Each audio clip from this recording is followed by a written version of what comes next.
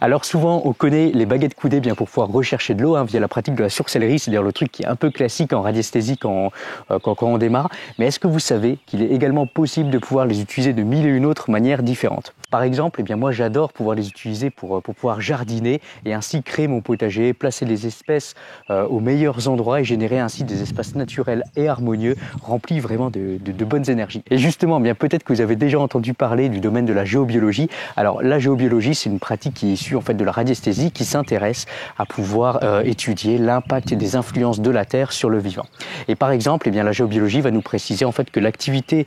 du sous-sol,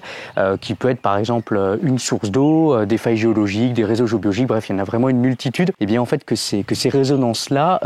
peuvent avoir une influence sur le vivant et que donc par extension, certains endroits vont être plus ou moins bénéfiques à son plein épanouissement. Et c'est ce qui fait qu'il y a des endroits comme ça, quand on s'y place, on ne sait pas trop pourquoi, vous voyez, mais on ne va pas forcément s'y sentir bien, l'énergie ne va pas être top, et instinctivement, en fait, on va plutôt chercher à s'en écarter. Et en fait, ces influences-là, on va les retrouver également au niveau de la nature, où on peut voir parfois des arbres comme ça qui vont pousser complètement penchés, vous voyez, comme s'ils vont chercher à pouvoir s'extirper en fait d'un endroit qui va être géobiologiquement perturbé. Et c'est pareil au fond pour les animaux, comme les vaches, les chiens, les lapins, qui vont instinctivement fuir certains endroits spécifiques, alors qu'au contraire, d'autres animaux comme les chats, les fourmis, les abeilles vont plutôt les rechercher et y prospérer. Donc voilà, c'est un angle qui est assez intéressant que de pouvoir en fait prendre en compte cette influence du sous-sol pour pouvoir placer nos légumes ou nos arbustes, voire même si vous le souhaitez placer vos ruches ou même la niche de votre chien par exemple, justement les placer aux meilleurs endroits, vraiment aux endroits stratégiques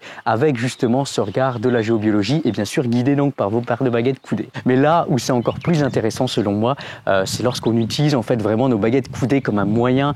pour pouvoir donner la parole vraiment à notre sagesse intérieure qui d'habitude est si discrète et silencieuse et que pour une fois vraiment dans notre quotidien on va lui laisser de la place et juste en fait se laisser guider par elle pour voir ce qu'elle a à nous dire. Et en ce sens moi je les utilise vraiment pour pouvoir réaliser mon potager, mais attention pas juste pour savoir où planter mes légumes mais vraiment pour toute la réalisation et la conception de celui-ci. Vous voyez, donc ça va vraiment de son emplacement jusqu'à sa forme, jusqu'aux allées qui vont se dessiner à l'intérieur et bien sûr après le choix des légumes et également leur positionnement, leur placement aux endroits propices. Et en faisant ça, en fait, on va se retrouver vraiment avec un résultat qui va être complètement inspiré, une création vraiment atypique et singulière, complètement en dehors des chemins de pensée traditionnels. Vous voyez, dans mon cas, ça forme comme un mandala dont les allées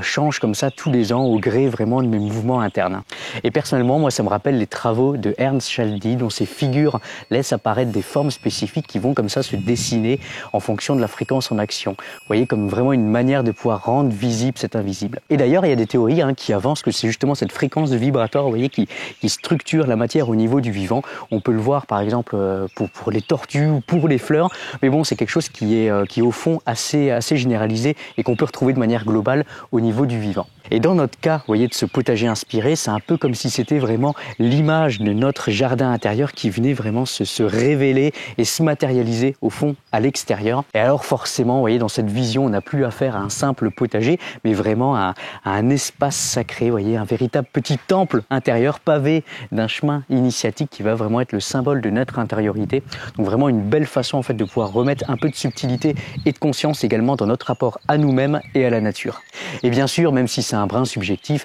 il est clair en fait que le goût et la qualité vibratoire de nos légumes n'ont évidemment rien à voir avec ce qui se fait à côté.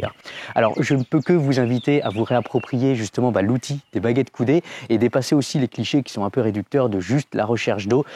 justement autour de pratiques simples et pleines de sens pour donner plus de place à votre sensibilité et à votre intériorité de façon pertinente et créative. D'ailleurs, pour vous soutenir, je vous rappelle que j'ai toujours le guide des baguettes sensitives. Il est gratuit et disponible et j'ai également des programmes spécifiques qui vont vous permettre justement de pouvoir exploiter tout le potentiel de vos baguettes coudées. Donc si c'est des choses qui vous intéressent, le détail est juste en dessous dans le champ de description. Voilà, j'ai plus qu'à vous souhaiter une belle exploration et vous allez voir, ce sera vraiment au fond une belle occasion en fait de vous faire plaisir et de mettre également de bonnes énergies dans votre jardin. Alors belle exploration à vous et je vous dis à bientôt, salut.